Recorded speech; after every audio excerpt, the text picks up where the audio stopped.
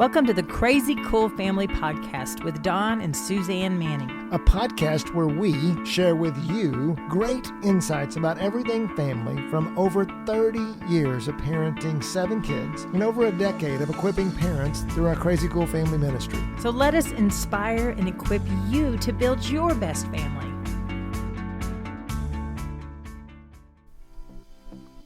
Have you seen anything good on social media lately? Probably not, but hey, we have something good. What about following us, Crazy Cool Family? Our platforms are centered on inspiring and challenging parents to drip Jesus-focused culture into their families daily. So join the movement of families just like yours who are following Crazy Cool Family on Facebook, Instagram, YouTube, and TikTok, and start receiving daily drops of encouragement into your feed. If you already follow us, share the next post you see or tell a friend about any of these platforms. Hello. We are so excited to be with you here. We're going to talk today in the podcast about mentoring, mentoring. Now that word does sound weird, doesn't it? Like, yeah. So, hi, Suze. So we have had several people ask us, did you have mentors and do you mentor and what is a mentor and do you think mentors are important and valuable for parents? And we say yes. Yes, absolutely. And I am a big fan of mentors. They've been invaluable in my life. We'll talk about all different kinds of ways you can be mentored. And I think God's in it, so that's good. We're going to say, go God. He's into mentoring, but I just think it's a really good, I would even counsel a non-Christian to say, should we have mentors? I would say absolutely yes. I mean, and we're going to talk about a lot of the reasons why it is good, but first it's just biblical. I mean, I think that 1 Peter 5:5 says, in the same way you who are younger submit yourselves to your elders. But let's look at why. He says, all of you clothe yourselves with humility towards one another, because God opposes the proud, but he shows favor to the humble. Mentorship is a way to develop humility. I mean, the guy that doesn't ask instructions is proud. Mm-hmm. The guy who's willing to learn from someone else, it humbles you to have to go before somebody and say, man, I don't know if I have this right. I don't know if I have it down. And so that's one element of humility. What comes to mind in you, Suzanne? Yeah, so there's a couple in Proverbs 11:14, where there is no guidance, people fall. Meaning that's what I feel like that a mentor does is they go before us. They have that experience. They've traveled the road, if you will, and how unwise of us not to ask them, how did it go and how do I do it and where are the pitfalls? Yeah. And then an old classic is Proverbs 27:17 is iron sharpen iron, so one man sharpens another. And that's what I feel like the mentor's best job is to help us be our best. Well, and you were talking about examples from Scripture about how Moses mentored Joshua into the Promised Land, and Paul mentored Timothy. And even with Jesus and his disciples, in Luke 6:40 it says, "The student is not above the teacher, but everyone who is fully trained will be like their teacher." And so, really, what is a mentor? Well, a little side note there is, whoever you pick for a mentor is somebody you want to be like. Right. You want to, it doesn't have to be where you're like them in every way, but there's something in them that you want to attain to. But let's talk about just, kind of describing what a mentor is from our perspective. So what would you say? What would be your definition of a mentor? Yeah. And so I would start out with a helper. A friend, a person who has more experience in an area than you have, than I have. So that's and we're also kind of getting into the qualifications of a mentor, and so like I would say that, my definition is that someone who is ahead of you on the journey. So you got to define that as ahead of you on the journey, who is willing to invest in you. Yeah, for sure. So it's got to be someone who you want to be like, right, but also is willing to do it. Because, you may ask some people and they say, can't make that happen. And so you go on and you seek, because you want somebody who's interested in you as well. Yeah. And so I was like an advisor, a coach, guide, instructor, trainer, but you had said something about qualities. And so I think that it does take just to think about that for a second, the qualities you would want. You had said somebody that you like, somebody that you want to be like, those would be the qualities. But a good mentor would be somebody that's honest and maybe genuine and they're teachable, and then as a mentee, you want to be teachable as well. No doubt. They're good, they're upright, they're holy. I mean, you want somebody, because believe me, there are mentors out there that can mentor you the wrong way. I mean, I feel like the world is full of mentors that are out to kill, steal, and destroy, if you will. I mean, listen to rock music. I mean, that's going to mislead you as well. And so you're going to want somebody that's set apart, different, that's holy, that has something that you want and you don't know how to get it. Well, and it's, as we talk about, some reasons why we should commit in a little while, that'll be part of it is because they're going to help you get there easier. But it's important, like you're saying, Suzanne, to how do you pick a mentor, and what are what are some personal experiences? Like, let's talk about some examples that, we've had with mentorships. And so the first one that I think of is my mom. I mean, I think that she trained me up in the way that I should go. I wouldn't even say necessarily in God things, because while she was a believer, she didn't attend church or anything like that. But she taught me how to be a listener. She taught me how to have conversation. She taught me how to be relational. She taught me how to interact and have empathy. And so she's the first one that I think of. And then I go into the ones outside, of my family, of a friend, a lady named Kathy Sykes in high school. Just ran into her at a friend's dad's funeral the other day. And she said, "Oh, Suzanne, I just remember sitting on my couch talking about, what does it mean to be a woman, and how to grow up and how to be a godly woman." And so, and then another one that I think about is a Jane Boyle, who was somebody that I babysat for, and then I became an employee, and she mentored me and how to be a worker, I never really worked before, and she had trained me in all the different things. And then she was in my life when I had Molly, and she mentored me in how to love a newborn, how to adore a newborn at a very vulnerable part in your life. Yeah. So she met me where she was, and then the another one is a friend, Kathy Wentz, that we just crossed lives in a really brief moment. But I was on a huge spiritual journey, and I wanted the spiritual gifts, and I wanted all the healing, speaking in tongues, and all of that, and everybody that was in my life. I didn't have anybody that I knew that could mentor me in that, and so for I don't remember if it was 6 months or a year, she mentored me in that. So one of the things you're saying there that I'm getting out of this is, sometimes mentors are for seasons. Oh, I definitely think they are. I mean, all of those are for seasons. I don't talk to any of those women anymore. Well, and so just because you start a mentorship. I mean, my mom's passed away. That's why I don't talk to her. But, just because you start a mentorship, you don't really know how long that's going to last. But on the flip side, I had a mentor for 20 something years he just passed away a couple of years ago. And talk about, just pursuing mentorships. So I'm working for a company in Dallas. It's not going well. We're trying to raise some capital. And I meet this guy. His name's John Payne. And John is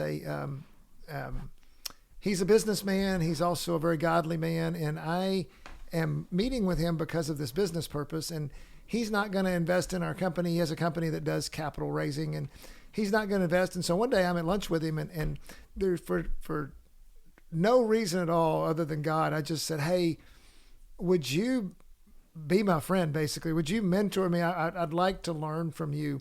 And he had no reason to do that. I mean, he wasn't going to invest in our company. He was never going to, he didn't know me from Adam. Right. And he said, "Yeah, I will." And then we went to lunch, and he said, I was with this company that I didn't need to be with, and it was a lot of mess. It was kind of messy. And he goes, "The first thing I'm going to tell you is to not walk away from that company, but I want you to run away from that company." He says, "It's messy. It's not going to work. And you need to get out of there." And I was like, well, and I didn't really obey him at first, because that's what we do with our mentors sometimes. But that started a relationship that, and then that I just basically, I was in Denton, he was in Dallas. So, we were 30, 40 miles apart, and I would just go to lunch with him or meet him in his office once a month for 20 years. And what was crazy about it is 4 years into the relationship, he got ALS.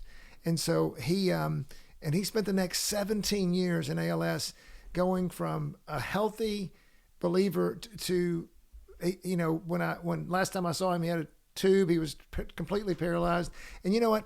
But over time, he became the most godly man I've ever met. Yeah. And I got to witness that because I pursued him only because I asked. Mm-hmm. And that's one of the things I want to come to as you look at your personal experiences with mentors is you got to ask. Yeah. You've got to find them and you got to go pursue them and you got to go say yes. And then they've got to say yes. And so I'm going to answer this question, but I'm going to ask it for you first. So how did that mentor and then all the others, because Don is very good at having mentors. That was just your king mentor, but you've had dozens of other mentors, but how has it impacted you? Oh, okay. Well, I didn't know if you needed to think about it. You never, don't need to think about never. it. Okay. That's me. I'm sorry. I got confused. Go ahead and share how it's impacted you. And then I'll share. John, I watched him as he lost his physical skills. I mean, literally, I would feed him lunch and then he had a breathing tube. I mean, it was just like everything. But as he went down in physical strength and ability, I've never seen a guy go so much up in spiritual maturity and intimacy with God. And actually, they wrote a book about him. It's called The Luckiest Man, mm-hmm. and because of that journey. And so I just got to experience that. And then, and so I learned a lot about just releasing things to God and how to give up my life to Him and through that journey. Yeah, I remember you would go in and you would ask him a business question and he would answer you with a spiritual question. I mean, we never talked about business, and he was a great businessman. I mean, right. later as we became friends and over time the relationship changed. We became friends as the mentorship, but it was and he just listened to me so often. I mean, it was the relationship was more, he made the relationship about me when, I over time, again, it kind of switched and mentorships do that, but man, I got the biggest blessing out of it. Yeah. So good. So I would say that the mentorships that I had in all the different seasons of my life, they helped me go from places of the unknown where I was unsure. They helped me bridge the gap into the known because they had experienced it.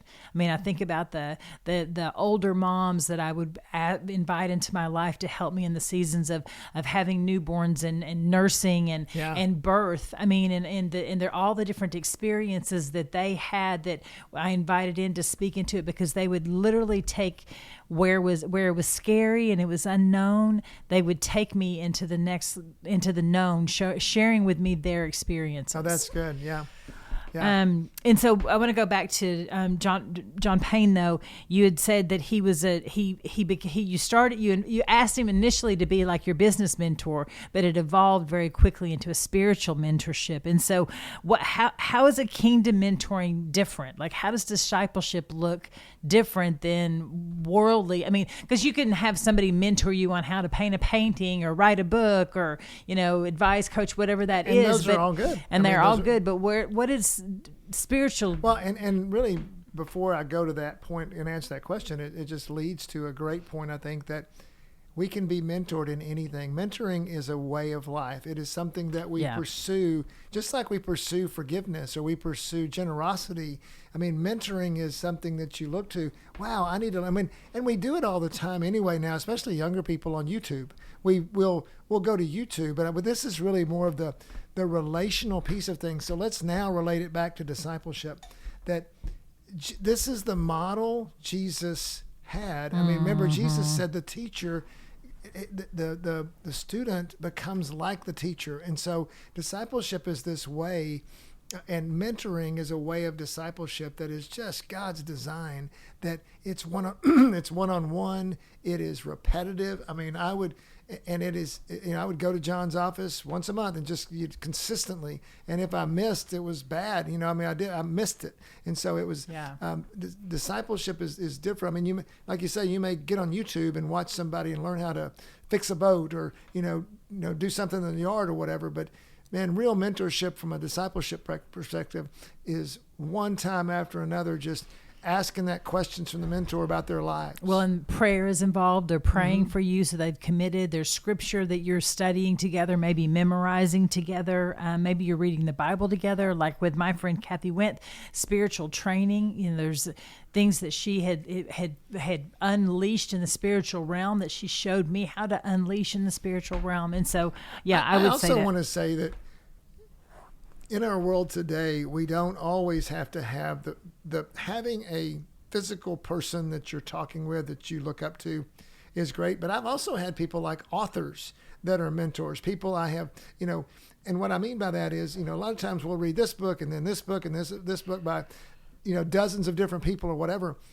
What if you read everything that one author, you find that person that you really connect with, and then read everything they've got, because that's a way of mentorship over time. I've definitely had, I've talked about people like John Eldredge has had a big influence in my life because I've read 12 of his books. Right. So, I feel like I know him and I don't even, so there's other ways, especially in our society today, to find mentorship as well, other than and discipleship, other than being just, with somebody all the time.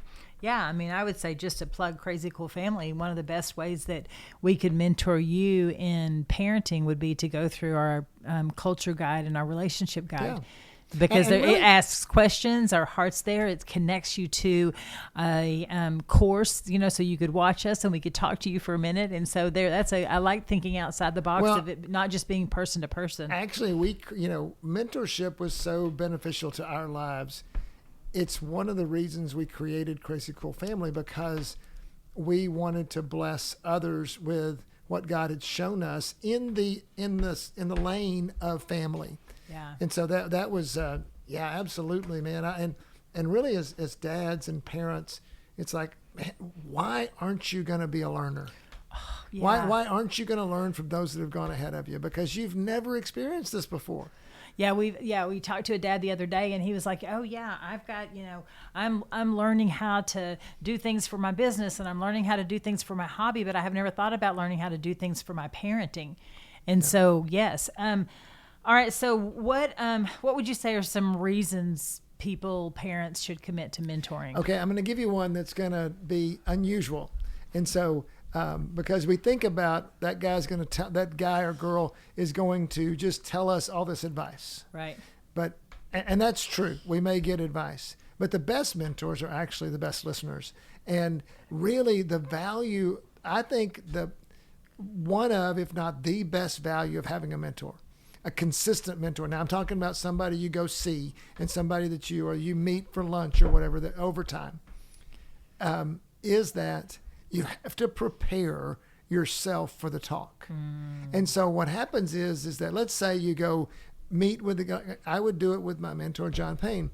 I'm driving to Dallas. It's a 45-minute drive, and I'm thinking about, okay, I'm about to meet with John. What are we going to talk about? Right. And his time's valuable. I want you to be a good steward of it. Well, and I want to get something out of it too. I forget him for a minute.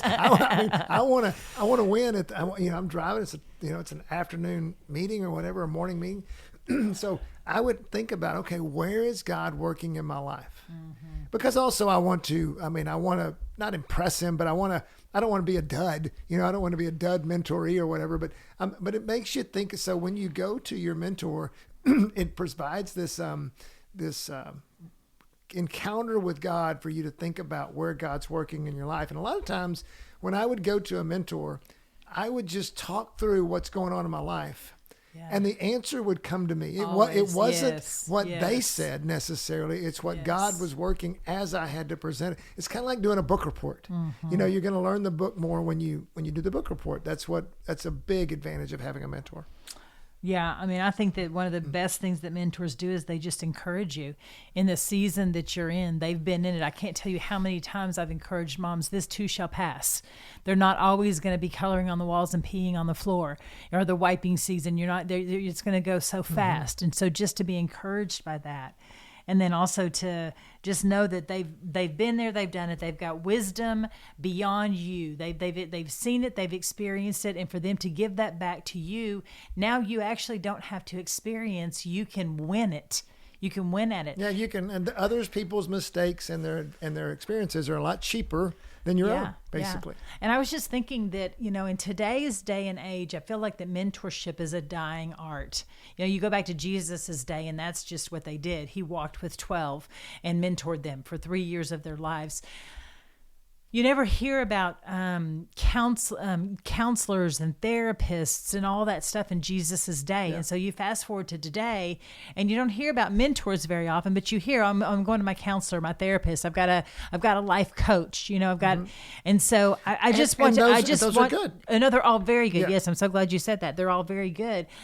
What would it look like though to put a mentor into our lives? Would those counselors and therapists and coaches be as needed, or are they standing in the role of mentorship? I think that, and let's add one to it. Let's say you're involved in a local church. And so now you go to the local church. This is the way God designs it. I mean, you can use it's the best way, I think, is you go to your local church, and the church has a small group system. And so you find a small group with a leader that you would like to have as a mentor. And so you go to the small group and a men's group maybe, or a women's group. And then you start to connect with that. And then you start meeting with them outside of the group. You go to lunch every other week or whatever. Right. I mean, that is the reason God designed the local church. We were just at dinner tonight with I've had the blessing of both pastors of my church. We've been at the same church for 30 years, 2 pastors. They have been invaluable as mentors to me. I mean, Crazy Cool Family would not be where it is today without the man that we just went to dinner with tonight. He's been my friend for 30 years and was my pastor for 17. But he has a church, a small house church, and he's just an amazing mentor. It's international. He was, he's got a lot of, but it's so cool to listen to his stories of, people coming to know the Lord and people coming to, just because they're choosing to be underneath his mentorship. Yeah. I love that. Which equates to discipleship, basically. Yeah, exactly. And that's what the local church does. If they do it well, there's mentorship and discipleship going on all the time. Yeah, so a relationship where there's give and take, where people are speaking into your life, you're asking for them to, they're praying for you. I think that is a mentorship. Yeah, absolutely. Relationship. So where can, back to your question though, about, where are mentors and the whole deal about counseling and stuff. So all that is good. It's a matter of, does it need to be professional? Because then it becomes, someone professional can be a mentor. Sometimes it's a work relationship, where I've been mentored by people. I had a boss in my 20s that he wasn't necessarily, I don't know if he was a believer or not, I guess, but it definitely wasn't the prime thing of his life. But man, I learned more about business and relationships and building teams and things like that I still use to this day, because I was with him for 6 years. And that was the work relationship. So, and I want to say that I want to go back to what we said at the first. Mentorship is a way of life and you have to pursue it. So I pursued him as a mentor. I wanted to sit, so often it's like, well, and that's where it flipped in me about learning about authority too, because so often we can learn from our authorities and mentorships if we'll be submissive to them. Like everybody would talk about him or whatever typical boss thing if he wasn't doing this or whatever. And somewhere somebody taught me, no, we need to be submissive to that authority. And when I saw him as somebody that could help me instead of somebody that was getting in my way, all of a sudden I learned from him. And it flipped because my attitude changed about the mentorship. Yeah. And so, okay, good. All right. So is there a season that's most important for parents to have a mentor? Oh gosh, every season to me. I mean, I really do. I don't think you ever stop. Like you said, you might have mentors for different reasons. Mentors come and go. Well, and so you said every season, and I would say any season that's challenging. Any season that you need to get some help on, any season that you need to be encouraged, any season that you want to grow, any season which should be every season, right? And so I just think that I guess that I agree. So what you're saying is that there's seasons in life that you go, man, I really need to have somebody help me through this, and I think that's great. And I think we should do that. I also want to put an and to that and say, yeah, but also, let's go after it all the time. Let's have it be a way of life, because we're always needing to learn something. And then the final thing for me is that, with that question is, what if you become a mentor? Right. The seasons don't change. In fact, the seasons will come where now you need to think, and we think, oh, well, I'm only 30. I can't be a mentor. What about somebody that's 20? Well, my 18-year-old son's a mentor. He teaches, Sunday school class. And so I think that my vision is that you've got one hand above and one hand in front of you and one hand behind you. And so you're hanging on to the people that have gone before you, and you're helping those that are behind you along the way. So you're not locked into, there's not an age. I think that you can mentor. So anytime, anybody, anywhere. You're always mentoring, and you're always being mentored. Yes, you're always mentoring. Yes, because it's a relationship that you're having with someone. So let me ask you this question. How do you then not get overloaded with relationships in mentoring and in being mentor? So how do you choose it? What have you done to hear the voice of the Lord with mentoring? Yeah, and so I know that there was a season with a whole bunch of small children that it was impossible for me to sneak away with a woman, to be invested in and or for me to invest in. And so what we would do is we would get all of our kids together and have a play date, and then we would sit at the kitchen table and we would visit, and we would encourage each other and challenge each other, which is what a mentor does. And so it depends on your different seasons and what those look like. And I think the other thing is to have qualifications for your mentors, is really think about and pray about and be strategic, because, and be long-term if you can. Find those people that you're going to make deep relationships with. One of the things in our life overall, we have gone deep in our lives, and we've gone deep with people. Like I said, we just went out to dinner with somebody that we've known for 30 something years. And if you can, twice, because we did that last weekend too. Yeah, that's true. And so because we've just chosen, and that's what mentorship does. It allows you to go deep with people who can really help you. It's good to have peers, and those are good relationships to go deep with too. But basically, choose your people wisely. You have an inner core of people. I'll get back to what you said at the first of the podcast. People influence your life. Right. And so you have this inner core of people that you want to trust with your life, and you want to have help you on the journey. Make at least one of those people a mentor. If it's a bunch of, if you're 30 and you got a bunch of 30-year-olds around you, guess what? They haven't done anything. Right. They haven't experienced life, right. That you're going through the same thing with them. Yeah, and so I had a sweet group of moms that were in their 30s that I think there was 4 or 5 of them, and they asked me, because I was about 10, 15 years ahead of them, to come in and mentor them. And so we did a group mentorship, if right. you will, and we all got together and we met about every other week in the evening after the kids were in bed. And so if you've got a group of 30-year-olds, then go find some gray head and bring him in and have him speak into you. You were only a little bit gray at the time. Yeah.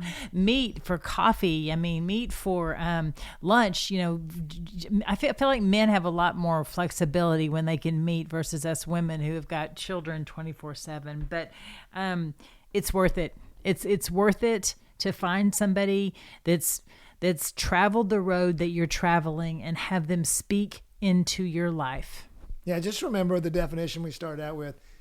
It's someone who's ahead of you on the journey, who's willing to invest in you. Yeah. And to make mentoring a way of life, and to choose your mentors wisely, and to develop deep relationships with them until that season ends. And then you do it as a way of life, and it will be very valuable. And the last thing is, and it just speaks to our heart, we want it to speak to yours, is let us help you with, if you will, with parenting, and let us help you with your family. Crazy Cool Family, we're there for you. We love, we have this passion. We're not disciplers in our ministry. We create amazing parents. Your church disciples you. You go get a mentor for discipleship. But when it comes to being mentored for parenting, that's where God has us. It's our lane. And so whatever we can do to help you we would love to participate with you in your family journey. So go to our website and go get a guide. It's like Suzanne said, go get stay on the podcast, get our daily email, all those things. Yep. Go get mentored from afar. And I just want to leave you with a challenge to, if you've never had a mentor before, or if you have had one, but Suzanne's willing. If you don't have one now, then pray and ask the Lord to show you a mentor, and He's faithful and He will. There will be somebody that'll pop up in your life that you'll be like, oh, I never thought of them before to speak into my life, to pray with me and to pray for me. So, okay. All right. Go be crazy parents, crazycoolfamily.com.